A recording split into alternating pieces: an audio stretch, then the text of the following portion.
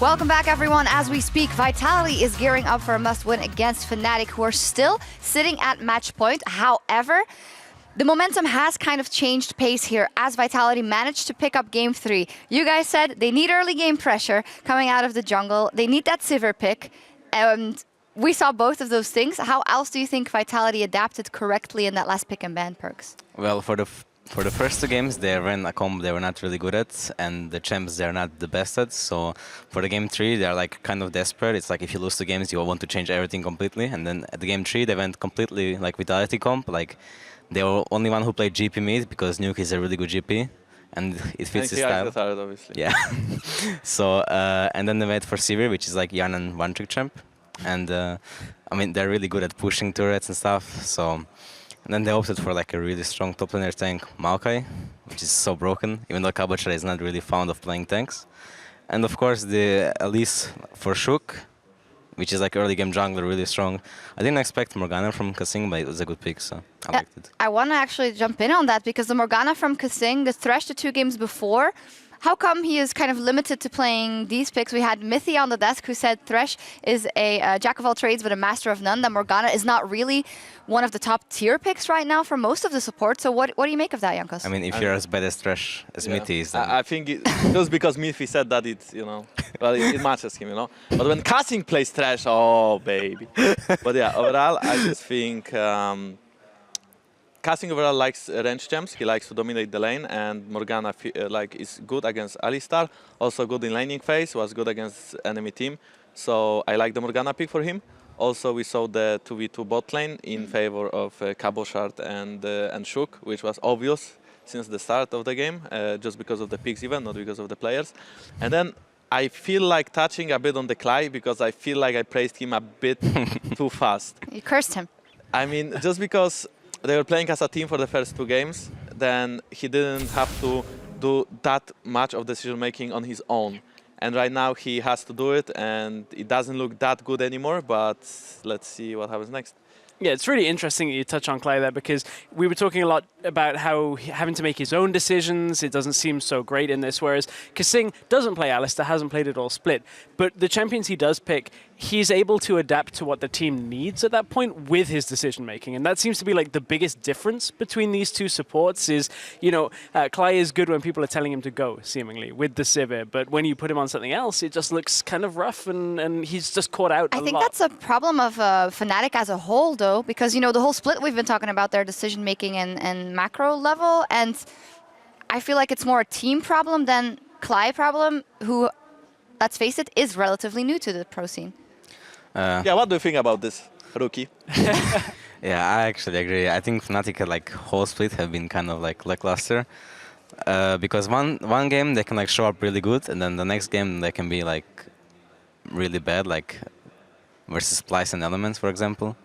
So yeah. Well, now we're going to have to find out. Were they just watching a team like Rox Tigers? Were they watching and looking for one particular playstyle and just going, well, let's try and imitate that and it'll work for us because it's worked in scrims? Or have they done more prep? Have they prepared more than just the Sivir, the Lissandra, that kind of setup? And are they able to play different styles? Game 3 tells us no. Vitality played that style against them very well, but maybe that was just having that style available to one team is just so strong right now. Interesting, and that is also a Fnatic with their Nautilus Jhin comp when it first burst onto the scene since IEM. Vitality was actually the first team to take Fnatic down when they played that comp, so I don't think it's... I mean, Fnatic was at a spot that they could go 3-0, so I understand that they made those choices, but I don't know what they've got in their playbook. Do you think that the champion pools are diverse enough, or is this the cue for Vitality now on red side, however, to take over the series, Jankos? I mean, I overall think blue side is a little bit more broken, so even if this is the cure, then it's still not enough, because they will have to play purple side right now, and it will be much tougher for them. So what I think Fnatic will do, they will try to draft similar comp to what they did last game. I mean, not last game, but second game, for example, yeah. And also, I think the second rotation Azir plus Jhin is not as good because we saw it losing twice already. And I thought, you know, maybe the coaches would learn from each other, but apparently they did not. What's up with Azir, by the way? 3 losses in 3 games picked. Okay. Yeah, I don't know what's happening. I think teams actually play not that good around the Azir, because for Azir you just have to get 2 items. like with 2 items you're already strong. And then Any with, items? And then with 3 items, you're like a really broken champ. And then, but teams seem to like lose the game completely before Azir even gets items because they fight like on the other side of the map with double TP or versus global like GP ult and stuff like that. And then they just get behind and Azir is farming, chilling mid, and It must be losing difficult. the game, you know. Must be difficult for you to play League. You say so many things are broken. Like, how do you ever get through a game, Perks? Yeah, it's a bit tough sometimes. Yeah. Playing versus champs like Maokai and Poppy. Using Please that no. moment, I want to say that Proli is a genius, and I love this Oh guy. my gosh, here we go But again. I'm not sure. I mean, I can't say why, but he's really smart, and yeah. Your tweets have said enough over the last couple of days. On the topic of coaches, though, we saw here during the game that the coaches now have the ability to listen in to the comms of their own team. This is something that we've added for the entirety of playoffs that probably will be able to do as well. How much do you think that will improve the teams, and maybe in your cases specifically, if they can listen to your comms? Okay, so I don't think that will help too much, but it will, Trick, help me meet. Trick, please come. I have no comment. Jankos? Well, I think it will help us a lot. I think Proli is a genius, so he will figure something out, a strat that will actually help us, and we will dominate the playoffs just because of him. In that No, case, they it'll will be, actually get raped still by us. So. in that case, it'll be Ziggs. If it's Prolly, he's probably got that as a playbook. It'll beat everything mid lane, but looks like we're good to go. Yeah, the players are ready, so we're going to go ahead and load up for the picks and bans. We're going to head inside the arena for Game 4. Whoa, that desk is getting hot, guys. Okay, thanks very much. You know what else is hot, by the way? Shurima. And it's been an 0-3 Azir and a 2-0 Sivir. Yep. No one's shuffling anymore. The hunt's on. Yeah, it's kind of out. It's no longer hot. Instead, jungle picks are, because Gragas has also lost every single game. And we have now joined That's the not the Gragas. definition of hot, though, overall. Yeah, that's actually cold. I think It's not jungle. cool anymore. Like, shuffling is not cool anymore, is what I'm trying to say. Okay. I tried to actually learn it when I was like 14, but it didn't work. Anyhow, It's really hard, because you do it is that, very like tick, tick, you do tick, the then, whatever then it it is. gets really tough. Irrelevant Fan skills, base, guys. Vitality is on red side, and a problem here is that Kindred has been a big pick, but they've been banning Nidalee Graves every game, and if they want to do the same and ban Kindred as well, then Poppy becomes the first pick. Yeah. So with Fnatic banning Trundle one more time, It's early pressure on the Poppy. they are putting pressure on Poppy. They're telling Vitality you have to ban it. So I think maybe Vitality is saying, let's leave both Kindred and Graves open. Because if you first pick the Kindred, we take the Graves and you trade them. But it requires that Shook is actually practiced on both the picks. I think he can play both. I would assume he can. It is his style. But I also think Vitality might just ban 3 junglers straight up. But then again, then you give the Poppy. Can't be worse than his Gragas, or the impact of his Gragas. I don't think necessarily he played it that poorly. The Varus ban now comes out for Fnatic. That's normal. It's just the Azir counter on blue side. We see Nidalee, which is the staple purple side. I think the last ban from Vitality should still be the Poppy, though. That's one thing. You can't let it through. Regardless of I what agree. happens, Poppy doesn't hit the table at all. So this is what's happening now. Is what you just mentioned. By potentially leaving Graves open, you leave Graves and Kindred. Yeah. It means, no, they're not gonna leave Poppy open with it, because then they first pick Poppy on They the want, side of they want Fnatic. Nautilus on the next Yeah, yeah. rotation. So they want to force Fnatic to not choose Nautilus, and then Man, that was spot on. I'm actually surprised. yeah, and then they go for like Kindred later on. They get the Nautilus right here. Nautilus Sivir could be a really good early rotation here for Vitality, and suddenly Fnatic have to dip into the tank pool and find something else. Yeah, definitely 100% Sivir pick coming, but this is again, Graves is such a strong pick for Spirit, spamming it in solo queue over and over and over. And with them leaving both the junglers, they basically said, okay, if you first pick the Kindred, we take the Graves and we're happy. We need to see if Shook wants to play Kindred. We would assume he wants to play it. Alistar takeaway.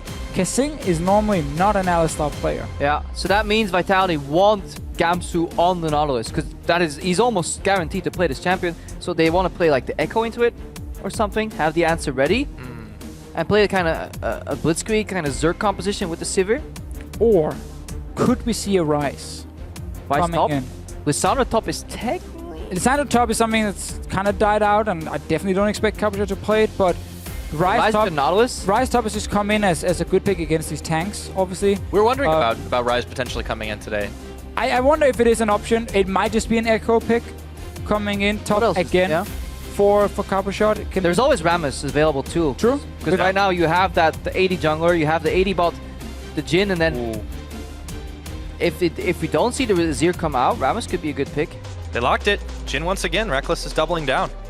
Yeah, again, you kind of have to. When Sivir gets taken, then Jhin in this matchup has become the tier 2 pick, and then Kalista is further down. Haven't seen her all day. Kalista used to be very strong against Sivir lanes, but she's been nerfed enough that the advantage she gets in lane isn't worth it anymore, because when she exits the laning phase, without a support and without near her, she's forced to rush the Hurricane, and she's still mediocre wave clear. It just doesn't work well enough. Also, Fnatic, I think, works better with Jhin. On the side of Vitality, still puzzling over what they go next. With that Varus ban, though, Ooh, it's going to be Jace top? the Jace Is an could be. It's definitely an option. Again, against these tanks here, it's very hard for him to kill the Jace, to give a bit of a free farm lane. Probably will still be pushed in slightly early on by the Nautilus, but I want to see what we get top lane here. I feel like you can pick the top lane matchup, even though Nautilus technically can be flexed to support now that Alistar's being picked away. Gragas top lane is an option as well, something we have seen both in LPL and LCK. He actually has a very strong laning phase against a lot of the tanks, so... And they take it. Oh, wow. That is going to be it. And Capsule is also a very old school Gragas top player. Innovating Locket style. Yeah, hey, I mean, he tried it out a few times in the LCS. Decent success, but this is a pick which, again, LPL and LCK has used as a top lane, and it used Gragas as a flex. Yeah. You still get a lot of the good benefits from him, a strong frontline tank, able to body slam engage on the likes of Jhin. I wonder if Fnatic was planning the blind Xerath here that they hovered earlier as just a potential poke comp, you know. Graves, Jhin, Xerath could have really good siege. I think you can just go Lissandra here, honestly, and just play the 1-3-1 again with double TP. Nice predict, man. I mean, it was... That was pretty obvious. Yeah, that was good, though. That was kind of... I kind of forgot she existed. I don't know why I had to start talking about Xerath when I absolutely adore Lissandra as a... You just let it go. That was it, man. Yep. Just let it go. God damn it. Right back to it. Tell All me right, about so that. they round out with the Thresh as well, though. I don't so like the Thresh at all. Yeah, tell me why. I mean, like, who are you going to hook here? Like, the tank, the Elise with the Repel, the Sivir Spell Shield. I think Clyde is going to suffer the exact same fate Kasink had in the first 2 games. You're going to walk up, hit or miss hook, and just get blown up immediately. Definitely seems like Fnatic are going back to strong lanes and like play really aggressive early on in the 2v2 lane, but lane swapping is very likely coming in from Vitality. In that case, also, again, the Nautilus has very strong early game. GP from Nukeduck. A lot of debate on Twitter after last game when was GP a good pick into Azir? Technically not. And he made it work. But he made it work. Obviously, did lose mid tower, but he went very early to side lane. And I think this is more for Vitality saying we want to have double TP again. Yeah, and this is the first game in the series where we have double TP facing off against double TP. The one difference here is there's an extra global on the side of Vitality. So this should be a very fascinating game to see, with the early edge definitely going to Fnatic, I feel. But I'm not even that sure about it. They just have... Both teams have a pretty disgusting mid-game spike here. A lot of points in the game where the mid-game base damages are still relevant, and so much CC. I definitely give the early game to Fnatic if it's standard lanes. Early push definitely. Nautilus, 2v2 obviously with the Jhin Thresh. There is a chance, a high chance, we probably see Vitality try and opt into a lane swap, but you can match it if you are Fnatic or try to. Very, very interested to see this Gragas top lane for Copper Shot, because it is a fairly strong pick into tanks in the 1v1, but also just the ability to engage fights with Body Slam Flash and just stacking like full tank on this Gragas is a very, very strong Sivir front makes line. it easier though. She does makes it easy. It's also about Nukeduck on this gangplank, because he had a fantastic impact in the last one. Very, very, very comfortable Vitality have been. And now with 1 game in the books, will they even the score here? If you think so, hashtag VIT win at LOL Esports. If you think Fnatic are going to close this one out, hashtag FNC win. Will this be the final game? We'll have to find out as we load up on a Summoner's Rift. All right. Here we are. And here we are. No Azir, boys, after losing 3 can't games. lose. Girls. And again, true. I still don't even think it's just Azir itself. It's just how much focus the teams put on it with the bans. It's gone. Let it go. And these picks around, you know, now they're Just getting let it go. no longer getting Azir. You no longer have to worry about picking around We're it. not holding back anymore. So Neither is Vitality. Vitality actually, they're not going for the 50-50 lane swap where they just guess at the start. They're actually going for the good old school play where you invade, put division, and you kind of make it impossible for Fnatic to match. So there's a good chance that we have at least Vitality come out here with the edge in the top lane. Yeah, and because Fnatic didn't sit on the tower on top side with their AD carry support, it's going to be very hard for them not to be spotted. One thing you can do... Are they on a ward? One thing you can do is actually walk by the ward here on bottom side as their dual lane of Fnatic. And once you get to...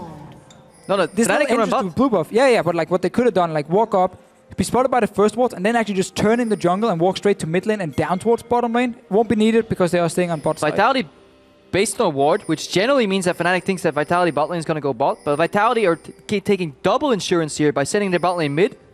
Okay, nobody shows on these wards. Okay, we go top. So they take a slower approach to guarantee the lane swap 100%. I like this actually. I think it's a very good really move. smart. Very, very good move. You might lose a few seconds on the push, but because it's all worth it. Yeah, exactly. No camp being done. Yanan would just run into lane, and Kasing is sitting mid again for an early gank. We've seen it 3 times or 2 times already. Yeah, because he doesn't need his summoners at all. He can even flash here. Yeah, oh, speaking of flashing, he does just that, and Febiman's going to have to follow exhaust, but whoa! It's still worth it because another Q, because he doesn't need the summoners at all in the next 4 or 5 minutes. It looks such a waste, but we're going to swap around. I'm just going to check what the cooldown was on that Q for Nuke. I mean, Nukeduck he's going to give Febiman I mean, such a hard time now as long as he guess is. whether Kasing knew the cooldown though. That's true. That's true. Because right now, Nukeduck could actually just hit one more Q and walk away, but Exhaust slowed it down. Fair enough. Well, he does hit one more Q and walk away. Maybe it is again sending a message. I don't need this summoner. It's like, you see this exhaust? I throw it at you. I don't need it. All right, Vitality. Fnatic settle into the good old 3v0 swapperoo. And we'll see some fast pushing on the towers and non-aggression. Vitality pretty happy with the way things are turning out so far. Yeah, and Fnatic actually pushed on second wave without their top laner. So they had a hard time keeping these creeps there because the Yamsu had to path all the way over. And Vitality at least had their top laner there earlier, so they were very prepared for this lane swap. Yeah, and you can sometimes call in your jungler here to match up, but it doesn't really happen often on the first tier 1 because... Second one it usually does. Yeah, exactly. Yeah. He's busy doing his camp. He wants the Rift Scuttler. He doesn't really want to give up too much. Fnatic will take down tower. Almost the same timing as Vitality on top side, so no massive advantage just yet from either team. Gamsu will get it down with one more hit. Things are all about even. A bit later, recall, obviously, again from Fnatic, but we are talking just 1 to 2 seconds at max. And a slightly worse ward. I mean, we're literally nitpicking here, but that's what lane swaps have evolved into. The ward in the lane that's going to spot Yarnan isn't as deep as Fnatic would like.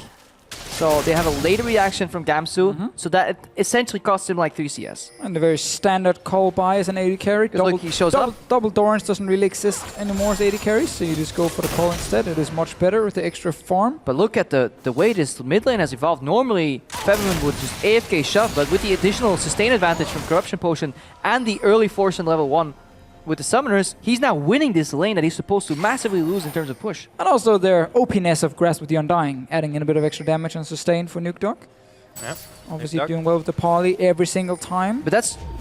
he's going to do that anyways, right? That's the whole reason that he wanted to add in how strong it is. It is very strong. Febiman forced to teleport early, and it just gets him seamlessly through the early laning phase here with teleport advantage and 10 CS up. This is... honestly, that level 1 gank from Kasing, I really like the adaptation. Nukeduck really sped up ahead because of this, and it's just such a comfortable choice for him. Vitality have been allowed to take these picks because the power picks took precedence for Fnatic, banning out that Corki yet again, you know, things like that. It's allowed Vitality to get these things that are comfortable. And right now, Fnatic are on the top side. Usually they push this down, take Herald. We have to remember, there will be, once they hit, if they mirror the play on the tier 2 push, that's exactly when Nukeduck's going to hit level 6. Now this is going to be a bit delayed by Vitality, so what happened is basically Kabusha got a bit of extra farm on top side because again they were slightly ahead on the first base and he stayed around, had to cancel recall and then back out, so he's slightly delayed.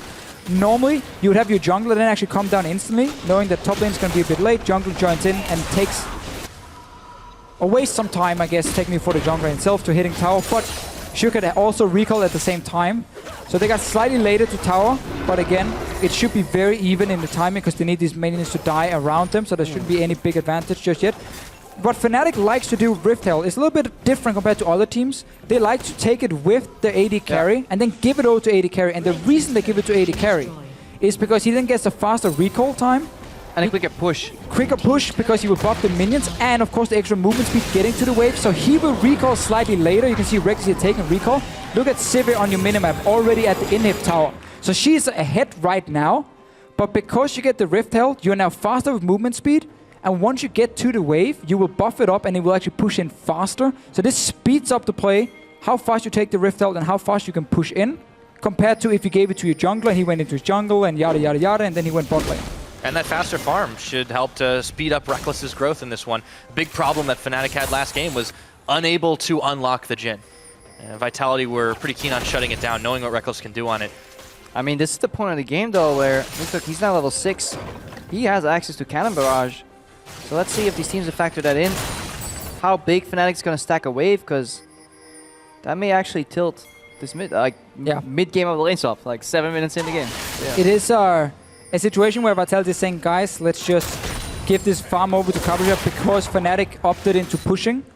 After they didn't bounce the wave, so Cabrera is gonna catch this one. This is gonna hurt for Gamsu. He has nowhere to farm. This is something top laners have gotten in the habit of because they're so used to the lane swap playing out, swap around. Cabrera getting this farm is massive. I just want to highlight this ward being placed by Vitality on bottom side, though. You can see here behind Reckless, there are 2 wards now.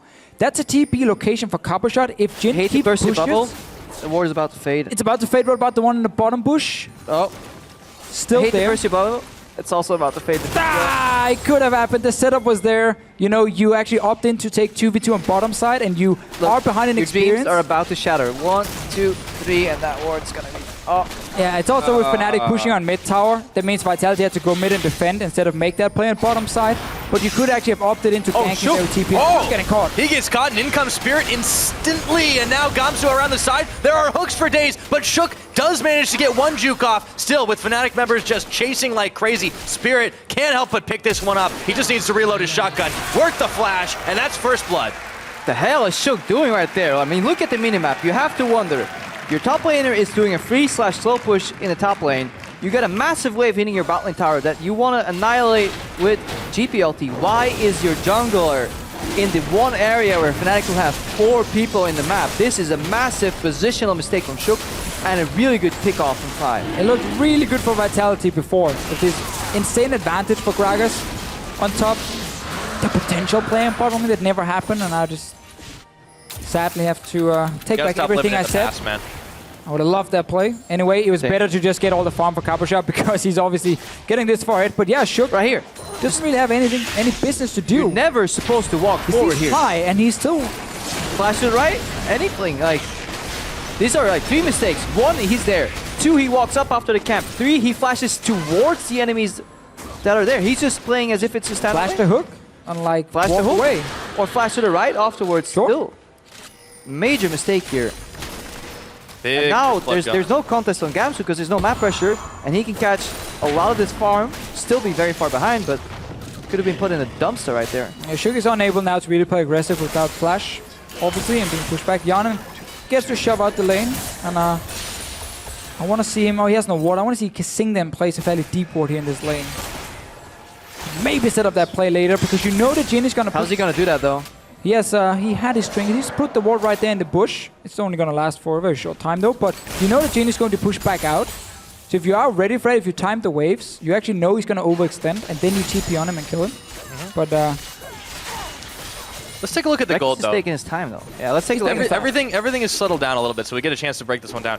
So Spirit has a big advantage over Shook because he picked up that kill, and he also had a pretty serious farm advantage, being able to roam around with Fnatic. But the rest of the team is actually not doing quite so hot, mostly because for Cabrera, he was able to catch that big one on the top side. You could see Reckless has been kind of running left, right, and center to try to pick things up, and Nuke Duck had been punishing Febivin since the level 2. And the worst part for Fnatic was that when they pushed in that wave, it kind of felt like they said, we actually want to push this one in and try and get standard lanes because there's a Gangplank ulti. We don't want to take the mirror and then have GP ulting in. But even then, I think you can actually let him clear one wave and wait for next wave if you are very fired up to play with Rift Herald. In order to do that, you had to bounce the wave though, because then Vitality had to send the AD carry support on top side, and you'll be able to mirror for tier 2. But instead, Cabrera gets all the farm.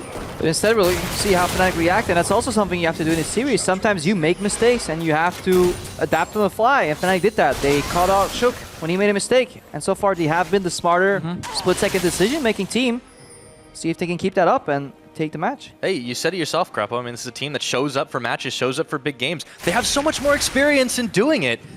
And I mean, all those games at IEM, Let me explain. everything. The only reason, All right, let's go back to the it. only reason we brought that up because it's been an argument that has been tilting the official the entire week in the office when our producers like, guys, Fnatic, they show up in playoffs just like Bayern Munich. Ah, you spoiled it. The problem is he's saying the name Fnatic is showing up. I'm saying it's the players showing up. Something happens when you put on that jersey to fit, And if you Joe. took these 5 players and put them on another team, they would still show up because it's the players. Yeah. All the But coaches as they've well. had but like, experience together now. I mean, since they came together, this roster, the change with Klai stepping in, and then all throughout IEM, those crazy, ridiculous matches they had, and then even though they stumbled into the playoffs, they've looked better in this series than we have seen from them since IEM. Yep. we've seen Some horrible things. some good, we've seen good adaptations. We've also seen Shook getting caught. Or is he maybe catching Spirit? Oh, the flay backwards now. Spirit's going to try to get the blowback, but he's got absolutely nowhere to go. Collapse! Scumbag Kasink steals I it. love it. Look at how exhausted he was right there, stuck in a corner. Could have had an ignite, but Sink with the brains, taking that exhaust. And he takes a kill. I like it. 1-1. Rewarded for his bold and smart summoner choice. And the second time he uses it. Whoa. See, wasn't a waste. It's kind of like how you get very high wards per minute. You just start, when you sit in the fountain anyway, you just sit and spam wards in fountain. And then you walk back out anyway. Inflating your stats. And then it looks great. Oh, hold up. Well usage. Thunderman's canceled here, and now Cabochard's on the chase. I won't be able to catch him, though. Ran out of air very quickly. Moving down. All right, so we're about 13 minutes into this game. Vitality's still hanging with a slim lead. The gold really hasn't made too much of a difference with the 2-2 in towers and the 1 dragon in Fnatic's back pocket. But you guys said earlier, we were talking about this mid-game power spike that has been still coming. But look, Both teams. how Featherman got punished a little bit early. He has a good overall Rod of Ages, 13 minutes in, 1 stack right now. But look at Nukeduck already. He already has Triforce in a matchup that he should be dominating. He is up CS and probably has a lot of gold from his passive.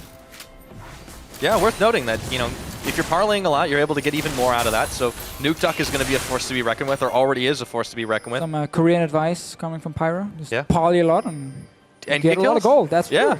That's Hey, man, true. When in Gangplank doubt. is my freelo champ, by the way. Parlay. Still good. And, Lost, of Nukeduck- course, a bit of Nukeduck gold making me there, proud. but still, it is strong. Oh, yeah. You gave him some tips? Yeah, I took him a bit. Hold on, Nukeduck, come here for a sec. Just parley a lot. I mean, you're not wrong. No, I'm great at that kind of advice. See if Nukeduck will stick to your advice later. I think we they need a should, parlay cam right now. Zoom in on every single one. So the dragon's coming up in 18 seconds. Is this worth fighting for? In most situations, no. You almost never see teamfights around them early on. It all depends on who has to push at that time. If Lissandra is able to push in the Gangplank, it gives control to Fnatic to move in and take Dragon, and then it's too risky for Vitality to like try and kind of blind walk in towards the river and contest it. Fnatic has defensive pinks around it, but it's behind the Dragon, so it doesn't really deny anything other than a TP ward, obviously, for Vitality. With no teleport on Cabochard, though, Vitality will probably give up the Dragon. So again, we don't want to risk these 4v5 team fights. All right. And it's just not worth it And enough. there's so much more vision up in this top side because the Rift Herald has been prioritized by both these teams. Fnatic, you know, it's been kind of a fixation for them, but Vitality are the ones in the right position to take it. They've got Gangplank down on the bottom and 4 members here to gang up on it. And there's still a lot of teams around the world who don't really understand what the Rift Herald does. And like It's got a big eyeball. And when to take it. In this case here for Vitality, it's almost the perfect time to take it because you had pushed in top and mid. You have no TP in the top laner, so you actually want to play around him. You don't want to play around bottom side now because Cabochard can't join. This was just the perfect time to go in, grab the Rift Herald, obviously saying we're not looking to contest Dragon at the moment.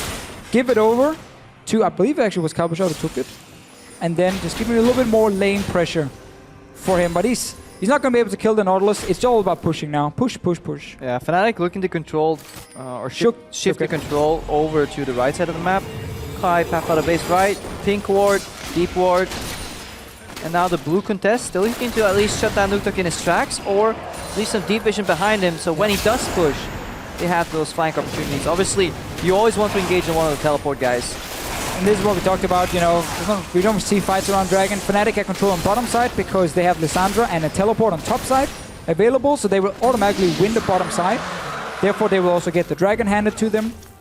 I miss the old days of just picking mid-game teamfight comps. Love it. And you would just rush into dragon every time, and you just have these rumble ultis flying around. And the dragon was worth 1,000 gold, so it would always be a 2,000 gold swing, because if the other team yeah, just got it, snowball out of control completely after one lost fight. But here's how you got to get your gold swing now with the Rift Herald buff. They start on this tower, but look at this. They're instantly answering back, and Shook's caught in a line. Klai with the box down now. Spirit instantly exhausted. Gamsu is bopped and pinballed all the way back into the team. And Yarnan, no, it's Shook that takes him down, but a curtain call answering. Now Kasing going low, everyone body blocking. It's Shook that lines up for this one, but they're not done yet. Fevivin goes in, instantly caught on the cocoon. Now they turn their attention for Cabochard. Do they have enough in the tank to take him out? Spirit, however, is on the wrong side of this fight. All of a sudden, it's Kasing that gets blown up. And Fevy with the kill credit for that. It's a 1-for-1, but he's caught in between the rest of them. And Yarnan goes big. And now Vitality turns the fight again, melting through Reckless's health bar. there's a lot to talk about this fight. The Visio, I saw you like make some very weird stares at the screen. What happened at the start? Oh, I was just very happy to see the reaction from Kasing when Gamsu tried to flash out. He actually instant ends up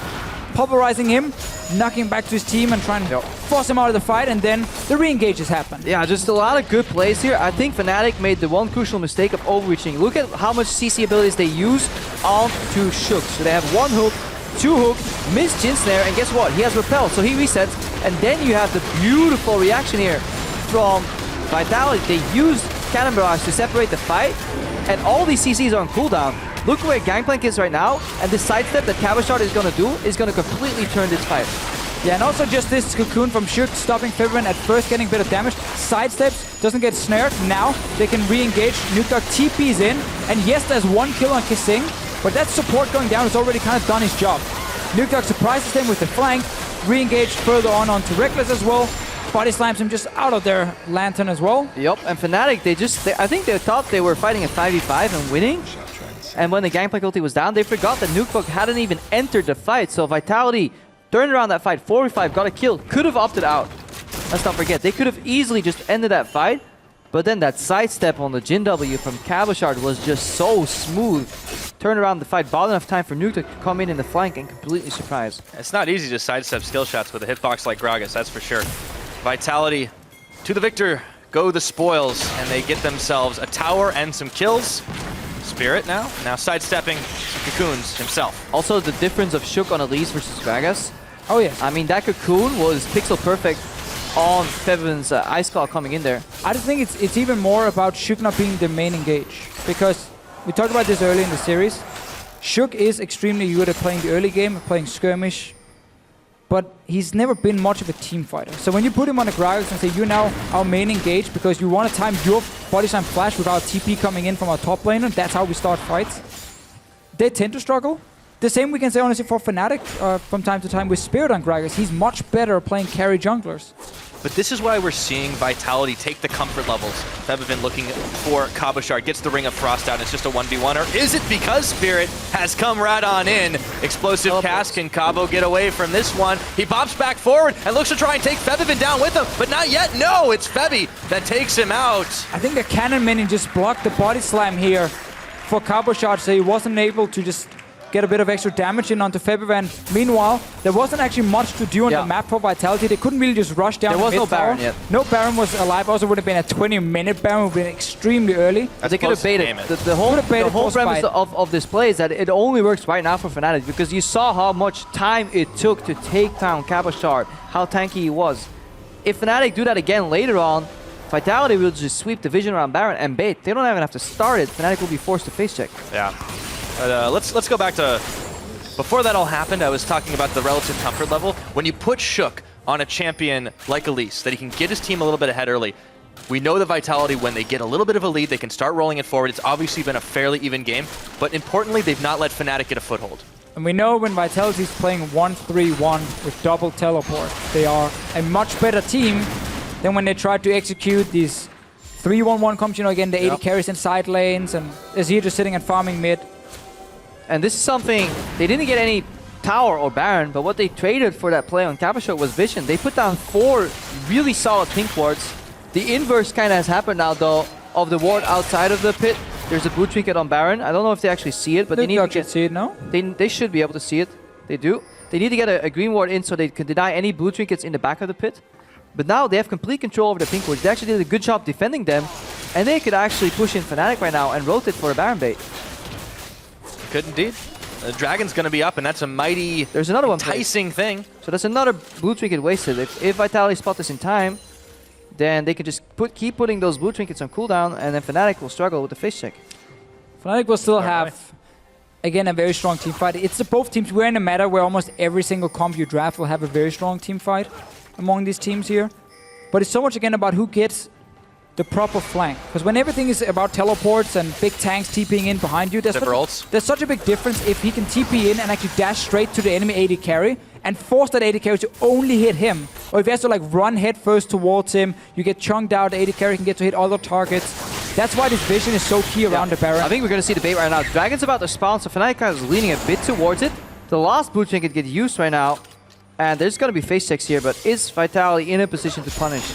They are, because teleport comes in mid lane. There it comes, and they are just bailing out Spirit and Clyde now. Running away, but Cabo flashes forward, barrels up. Spirit, however, is going to be able to dash to freedom. Tried to force the engage here from Cabo shot, not realizing that his team couldn't really follow, and the ulti for him missed, didn't manage to knock anyone back, actually completely missed on I think he was trying Spirit. He was trying to get Spirit for sure and knock him back as well. Maybe predict a dash or a flash on Spirit, hoping he would go into the barrel there. He also did the classic E-flash, auto attack, ulti, instead of, you know... Our favorite combo from Gragas players. You just gotta get that extra little bit of damage, and therefore people can now flash away from your... If you want a good example of how horrible that combo is, watch EDG versus RNG, I think, from like this week or 2 weeks ago, where one E-flash at the end of the game with an auto attack actually throws the entire fight. Weaving in that auto, cost them the entire team fight. So kids, just do ER. And that extended play cost Vitality in the end, one tower. Dragon now being pinged out, and Vitality aren't in a position to try and capitalize for the Baron, so this one should go over Fnatic's favor. And that's the thing, like, Vitality has had control around Baron, and it is a correct play, full vision of it, and you set up that TP play. Problem is, when a TP happened, it's very forced. Like, could have waited. A TP straight in the middle lane against one target, and then the team couldn't even follow properly. You had to dash, like, body slam flash over. This means that, again, it kind of slows down Vitality for a few more minutes. 3 Dragons now for Fnatic. We are probably in a game that will at least last 15 minutes more. And then suddenly 5 Dragons. Gotta give props to the Cly. He used Lantern Flash there. Kept the level head, knew that just Lantern wasn't enough to keep his jungler out of harm's way. And he bought enough time. And this is a bit like going back a few games where Vitality were in that situation where they were setting up Barons as well, and they needed a proper engage to kind of really snowball the game. They went too quick. They forced it a little bit too much, and therefore didn't gain anything. Fnatic bought a lot of time by surviving that first engage. And it's the same now, because Carpenter, look at him on your minimap. He's actually running around the mid lane with the team. So now you have that situation where he's engaging head first. And it's a lot easier to flash out of the way then, or set up a lantern, or just not get caught. Just not get caught, obviously. And it's only Nuke Dog really applying side lane pressure at the moment. I think Vitality may actually look to kind of bait Fnatic into believing that they're always going for Baron, and then eventually rotate to that bot tier 2. That could have been a play we see them making. They need more pink wards down right now, though. They have them in their inventory. They need one outside of the Baron pit so they can spot that ward on your left. I think it may be just out of vision. And then they need a green ward in the pit so they see these nasty little blue trinket wards. They spot the ward right now. So they have a bait right now. This is vision advantage Vitality. Can they capitalize? Reckless is the one who's got the blue trinket. Oh, they're doing the corner bait The other here. one's coming back up. Okay. They're waiting for the 2 blue trinkets to be used, clear them, and then clear them again. And once both are on cooldown, they can actually start the Baron. They have Sivir Rush too. It entirely changes the dynamic of Baron baiting. Because you can let them come pretty close, just pop Sivir ulti and then rush out. They're doing the right thing. Again, push out your wave right here. Because if Fnatic call the bluff, suddenly your mid towers are gone. Right now, Vitality in a fantastic position. Yeah, but Nuktuk's backed out.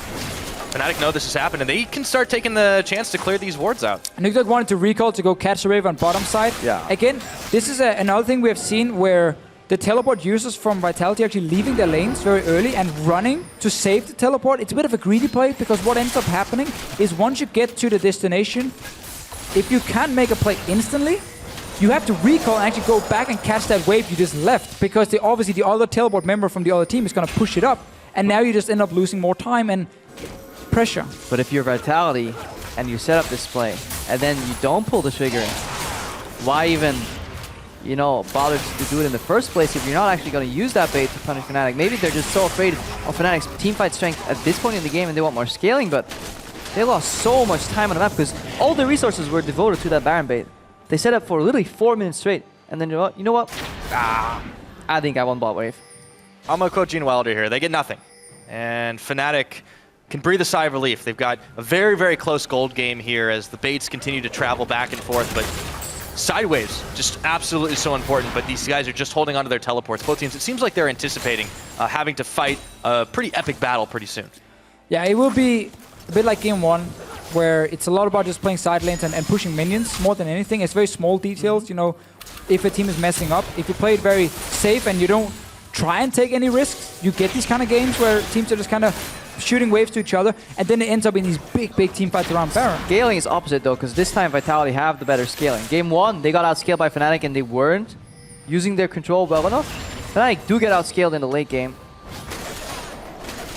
It is worth noting how close of a game this is, especially when you consider the first two going so heavily in Fnatic's favor and Vitality just kind of overwhelming and taking that lead over Fnatic in game number 3. Vitality, Kasing trying to go in for another one, but Reckless quickly answering flash for flash. I think that was a minion, like we call it a minion taxi, Q flash from Kasing, which is actually a pretty bold move to do. He used W to a minion, then Q flash. Let's talk about that later though. Febby going in. Oh, he is, and he puts the tomb down on himself. They turn for Yarnan. Gamsu hooks him in, and Febivin instantly just takes him out. Curtain call now for Vitality as they are on the run. Not getting away from this one. Nukeduck sends the barrels flying, but it's Kasing and Nukeduck that are way too low to fight this one, and it is a one-man advantage for Fnatic. So at first it's Vitality trying to force the play with Kasing. Getting flash for flash, definitely worth it against the Jhin, but then there's another fight happening before this where they try and engage. Ulti was used by Caboshot, and then Fnatic TP though. gets Not over yet. again. Turn for Spirit. Oh, he's gotten bopped up twice, and Baron even assists on that one as Caboshard getting the kill. Gamsu now trying to connect back up with his team, but Cabo's not keen to let that one happen. Clyde so low, they bop him. That's a double kill for Cabo, and now Vitality have answered right back.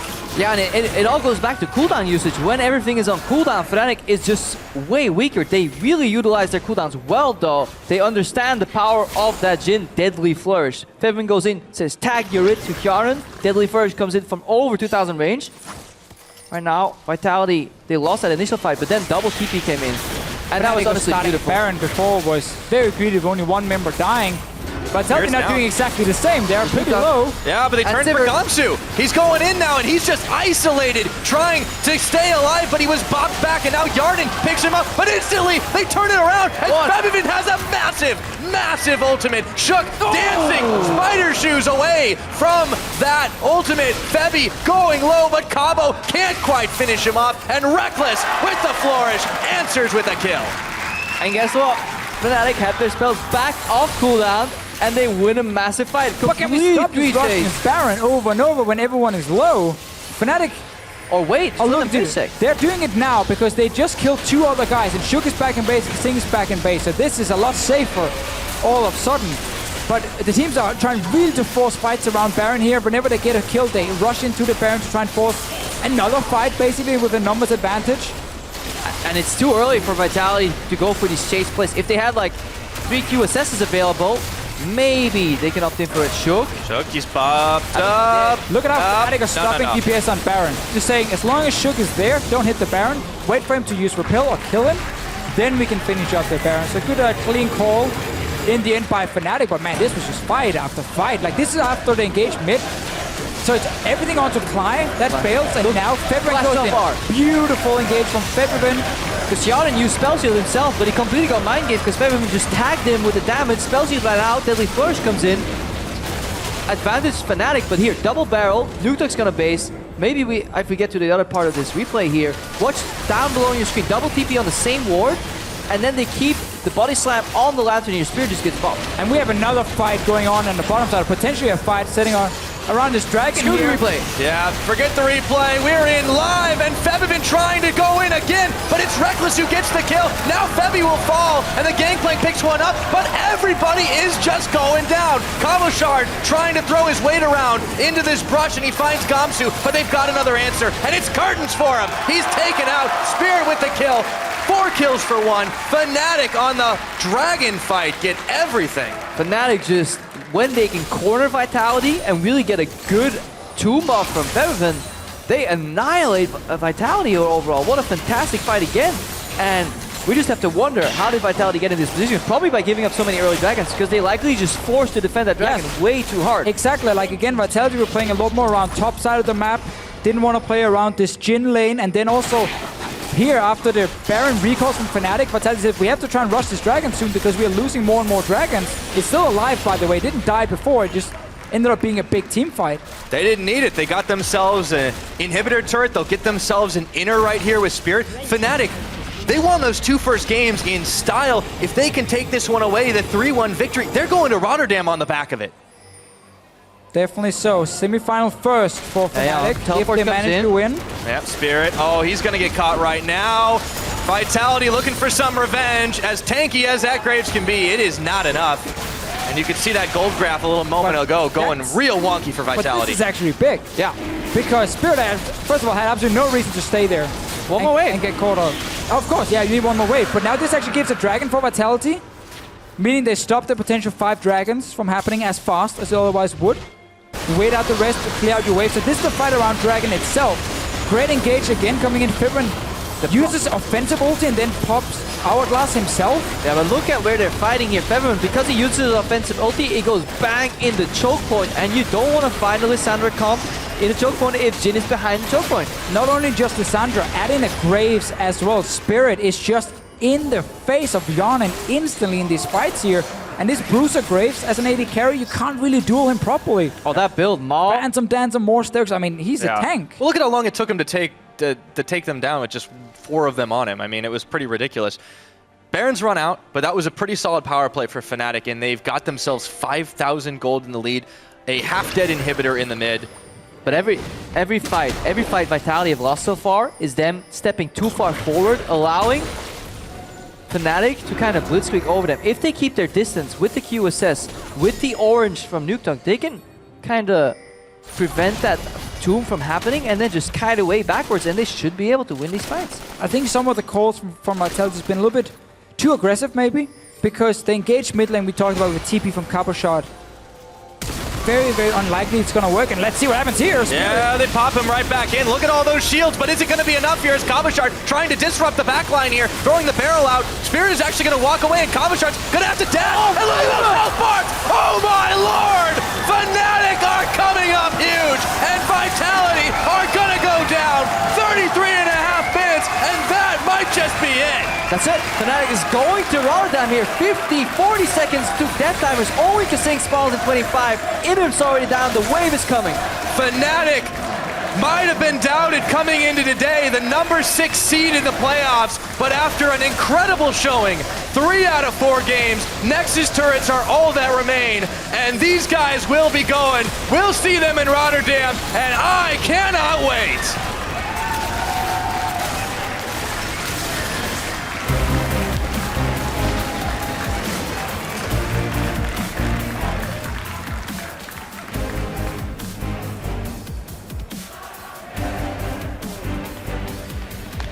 After a game like that, you just gotta hug it out. Let's go. Taylor staying back. For now. Give him a moment. He can be very proud of his players. Yeah. Good pick and bans also coming in from Fnatic. Good adaptations. I like the fact that we No more music for Daylor. didn't even get to see Azir in the end. He was listening to Beats by Dr. Daylor. You just had to squeeze it in the end. I was waiting. All the lyrics are just no hook, no food on repeat. But yeah, But Fnatic, well, they really understood the game here overall. Their team fights were so crisp. But I still feel a lot of what they did well was punishing mistakes that shouldn't happen from Vitality. I mean, that last engage, you're engaging, we're just talking about how strong Spirit is and how much time he can buy. And this was the 3rd time Vitality forced themselves into a choke point, where guess who? Feven steps in with a massive combo overall. Team communication was such a big thing for me in this series here. It looked like with Fnatic, they were always ready to punish the small mistakes from Vitality. And like, look at these last few team fights we have here. It's very forced engages coming in from Vitality, TPing in straight in mid lane, rushing in to start the Baron, pop Sib ult, and then chase one more kill over and over and over. And as a team, Vitality were weaker than Fnatic. We can then talk about individual players here and there. FebiVan had a fantastic series, obviously, in the mid lane for himself. And for me, probably the MVP. You've got to win as a team. And as you said, Fnatic were the better team in 3 out of 4 games. They absolutely punished those mistakes that, I agree, Vitality should not have made. But they did. If you can't perform in the playoffs, you can't perform on a big stage. And that's a problem now for Vitality.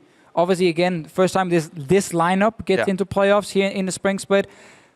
Looked like the best team in Europe, if we look back, or at least challenging H2K and G2 for best team in Europe at moments during the LCS split.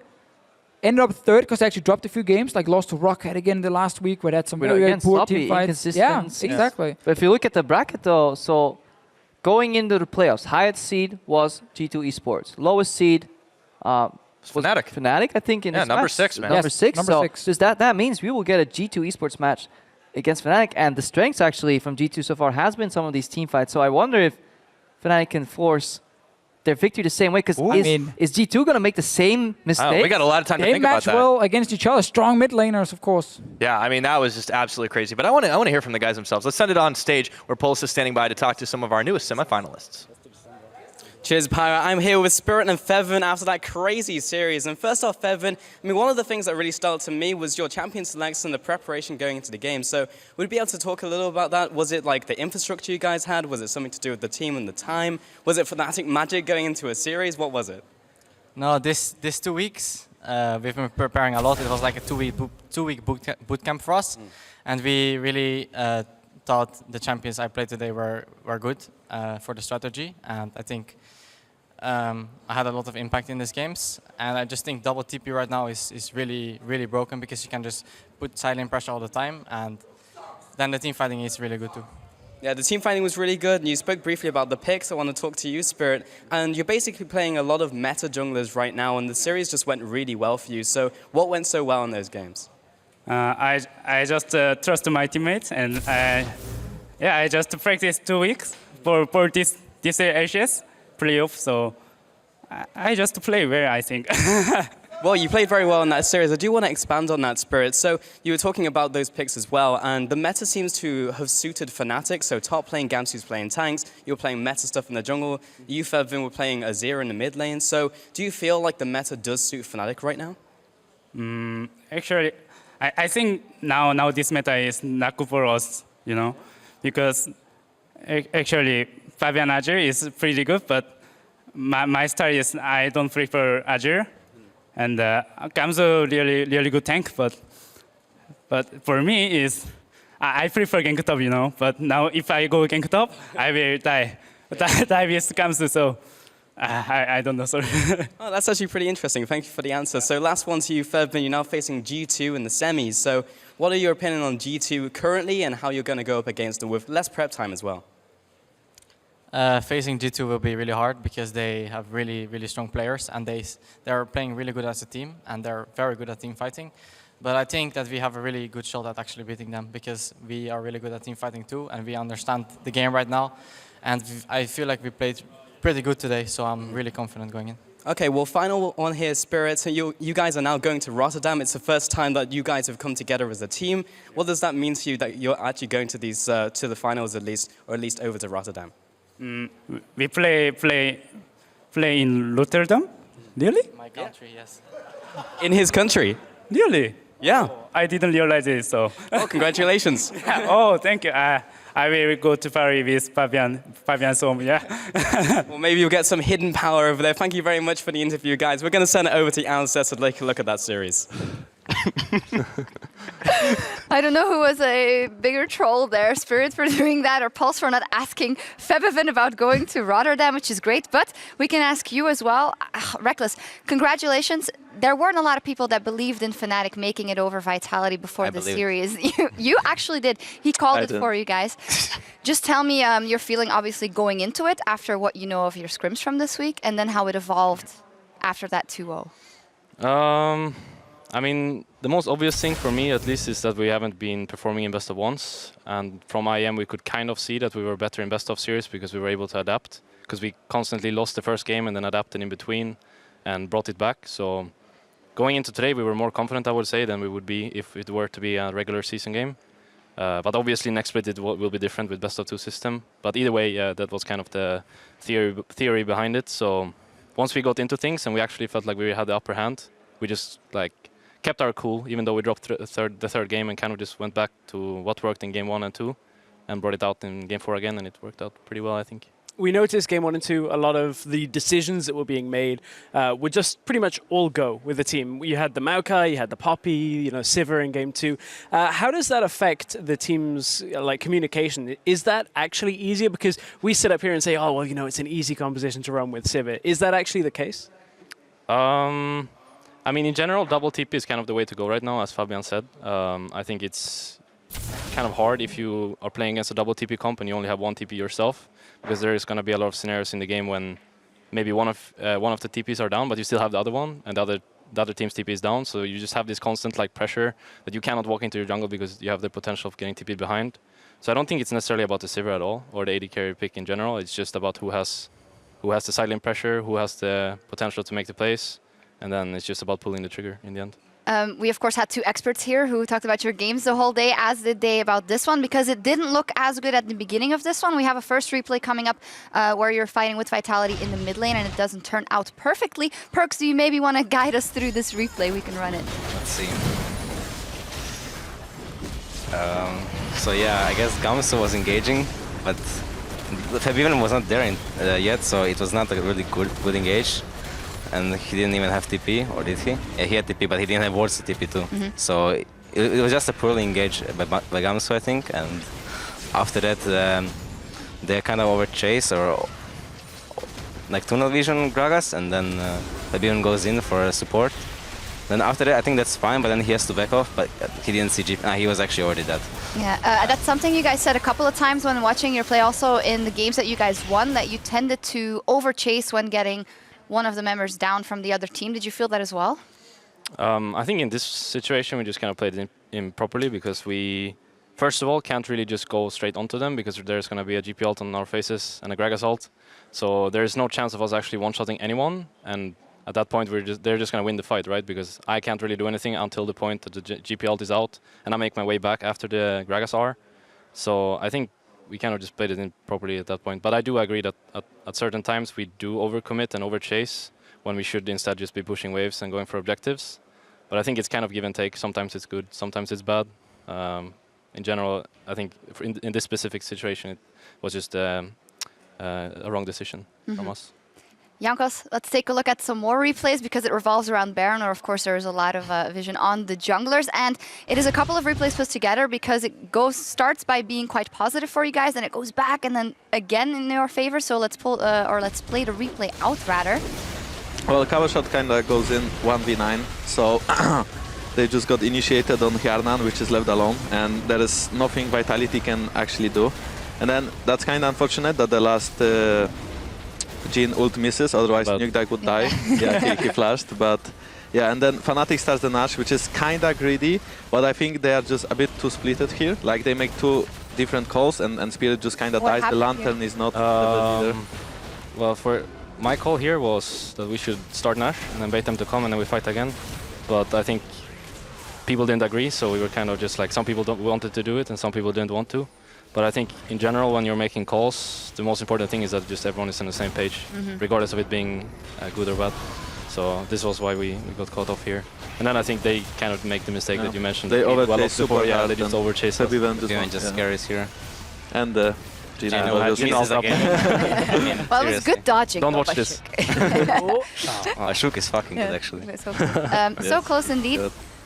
Reckless, obviously, going back to the beginning, not a lot of people had given you guys up as the winners of the series, besides Perks, of course, the almighty. Why do you think Vitality fell apart when we thought that they would just shine in a best-of-5 scenario? That's a tough question. I think, well, you can state it like that, but I think in a sense that's kind of true, because best-of-1s are so different from best-of-5s. Like, you can't really tell how people are gonna show up in a longer series, because maybe these best-of-1s are just the best for them because they're really good at playing one specific style, but once it gets to a point when you have to show different faces of the team and you're not able to do so, then you're going to lose to the team that are able to do so. So I think maybe that's what kind of lost them today's game, because I think the GP Morgana comp is something that they have showcased in the best of one system, and that they were pretty good at. But when they showcased like the Us here and this 1-4 comp, I don't think it worked out that good. So when they went back to the 1-3-1, I could see kind of the vitality that showcased in the regular season. But then when they were playing this 1-4 comp and they were not really pushing any advantages, and we were just scaling up, and then at some point we used our TPs properly, I think it was not the vitality that we saw in the regular season. Speaking of teams in the regular season and the change, you know, there's a kind of a joke that goes around where it's like Fnatic in playoffs, they're going to take it to another level. Yeah. Do you realistically think that the intensity and maybe the improvement that we've seen from this Fnatic would have been possible in the regular split? Was there something that you guys could have done maybe to have avoided even having to play in the quarterfinals? It's hard to say. I think this season there's a lot of good teams, so it was really tough to get into the top 2. And we got off on the wrong foot, I would say, and we kind of took the wrong approach to the whole new team, and we kind of put emphasis on things that we shouldn't even bother about yet. For example, shot calling. I think we should have just come in and kind of just learn how each other, like we play with each other, and kind of feel it out instead of forcing a style that we played last year that perhaps doesn't fit this team. So I think we just had the wrong approach from start, and that's why we dropped so many games. And at that point, we were already too far behind from G2 and H2K. In hindsight, when we talked to you in the beginning of the split, and you said you were focusing on shot calling for yourself and maybe Febiven, that wasn't optimal? I think that was the wrong approach as well, yeah. I think I underperformed kind of greatly this regular season, so I really wanted to like step things up moving into the playoffs, because actually previously, throughout the playoffs I've been through, I've always stepped it up and always been like a key player for my team, so I really wanted to do so this split as well. So I put like less emphasis, I would say, on the shot calling and just try to step it up on an individual level, and I think I played pretty good today, so I'm proud of myself, and I'm also proud of my team that we actually managed to pull off what we practiced throughout these 2 weeks.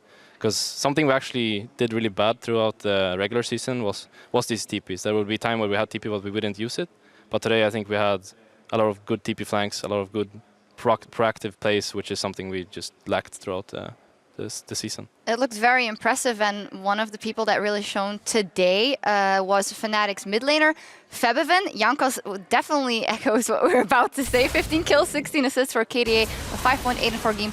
He is our series MVP, 27.4 team damage, and Jankos was just in awe, especially of the Lissandra in the last game. He, I think, basically won or ended the game. I don't even know what happened in the last fight. Oh. Yeah. I was Everyone died. I was like, Sivir, and then he's like, everyone's dead, by the way. I was like, oh, okay, we finished the game. Well, I just think it's funny that Perk said he could be better than Febiven, you know, because for me, like, Febiven is just 10 times better, and then Perk saying something like this when he's like top 4 mid lane maybe is just sad. Yeah, I agree. I agree with Jankos. We have to, right? Yeah. We'll see next week. Yeah, we'll see. Indeed. Let's take a look at the bracket, because one spot is locked in for the semifinals, which will go on next week. Fnatic will move on to phase G2, because you're the lowest seed out of quarterfinals, and the 3rd seed Vitality is eliminated. We, of course, will find out who ends up facing H2K next week. But first up, G2 versus Fnatic. I think you would want to have taken that before this match more than after what you've seen of Fnatic. In a more serious explanation, how do you think that match will go, and how big an opponent is Fnatic?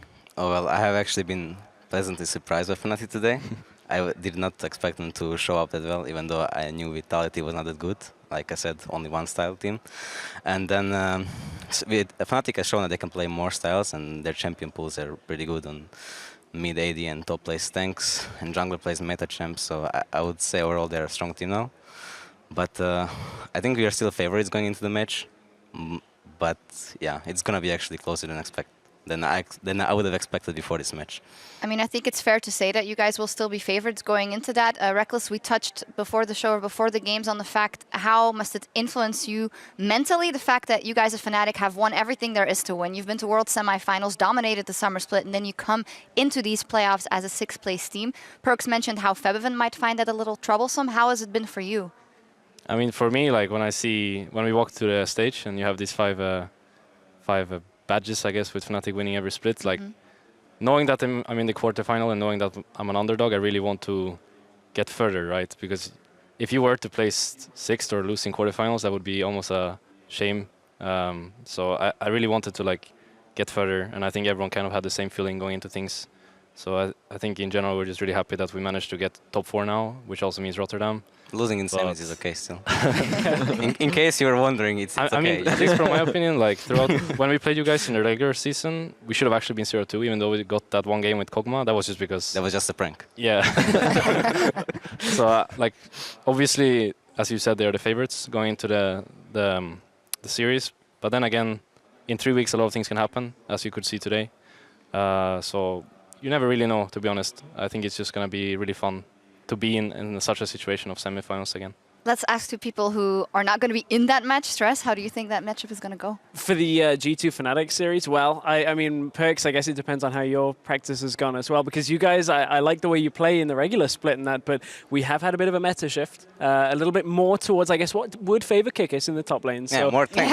I know, and I'm just saying, I enjoy the faster playstyle, so I think G2 is still probably the slightly favored team, but you guys today showed us a lot more than you showed us in the regular split, so that's going to, I hope, be a closer set of games than today's. Well, today was still, I think, a nice series. We've got 4 good games. Jankos, your unbiased opinion about this matchup? Well, I overall think that the players are very similar, except for mid lane, obviously, where Fabian will just totally dominate Perks. So that's it, kind of. Unbiased opinion and nothing more, just that middle lane. No, obviously, H2K, that means that you guys will now go up against either OG or the Unicorns of Love. Probably unexpected that you would end up with that side of the bracket. I mean, it's kind of unexpected, and we screamed Origin quite a lot, so hopefully we will not face them, just because we both know what each other plays. Maybe it's favorable for us, I'm not sure. Overall, I also think that Origin can step up as much as Fnatic did in playoffs, which is kind of scary, just because they could improve so much and they have the talent that they need. So hopefully tomorrow I would like you all to win, just because I think that their players are a bit worse. And then yeah, if Origin steps up, it will be pretty good semi-finals. And then I don't want to see another Fnatic Origin finals, you know. So at least one of the teams needs to. Hey, it was a really good final in summer. Hey, we might have another Fnatic Origin UL G2 finals is okay. Origin G2, yeah. I'm kidding. I was going to say, I heard a lot of worried coaches maybe on Twitter as that game was ending, like, man, 2 weeks of prep out the window, because this, of course, now inverts our bracket. All the teams have been practicing for specific matchups, so completely different. But, you know, I think tomorrow's matchup is going to be a wealth of information, because I think that's going to be a close series. It's going to be a scrappy series. Oh, yeah, can I get a small prediction? UOL OG? You're hoping UOL, but... Well, I think, to be honest, just because we scream Origin and we didn't scream UL, I think Origin is better team now. I think overall they stepped up really hard lately, and I think they will take the series probably like 3-1 or 3-0. I think OG 3-1. Okay. Yeah, and I agree with Jankos. I mean, obviously scrims are scrims, but yeah. Judging on scrims. Yeah, judging by scrims. Yeah. Yeah, I think also Origin has this kind of same, I would like mentality. I'm not sure if mentality is the right word, but I think they're in kind of the same seat as us, where they're not the greatest team in best of ones, but once it gets to the series, as they showcased last summer, they are one of the stronger teams. So you can't underestimate these guys. I think they're here to stay. So it's gonna be maybe something we don't expect from the results of regular season. Yeah, and we'll see what they decide to do in that they have the option to do substitutions in the middle of the series. But so isn't Origin 2-0 against Unicorns as well? yes. Yeah, okay.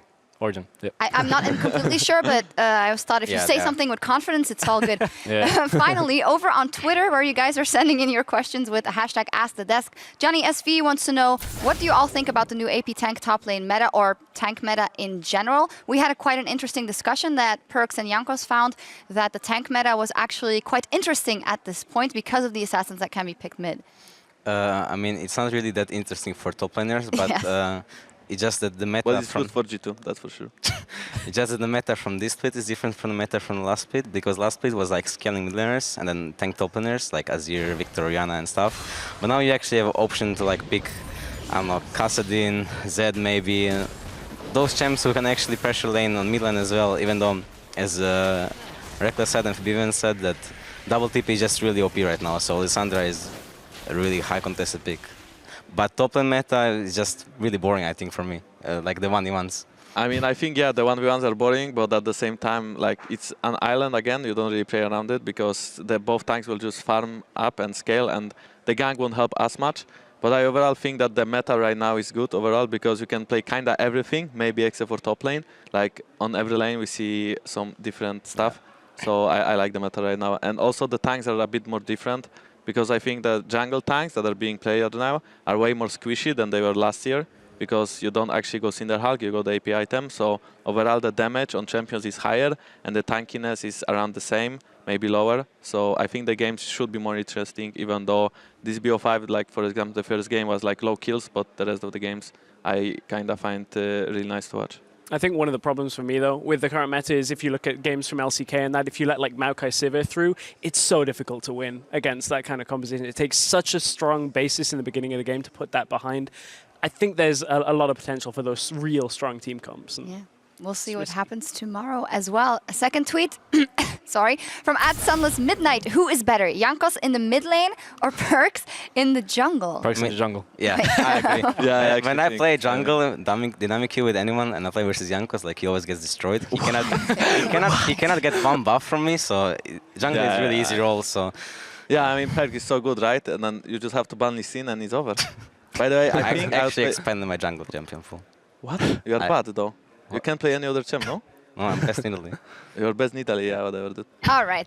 You guys can fight it out on the Rift later and maybe further up in the playoffs. We still have one semi-final spot up for grabs here in the spring playoffs, which will go to the winner of tomorrow's best of 5 between the 4th seed Origin and the 5th seeded Unicorns of Love.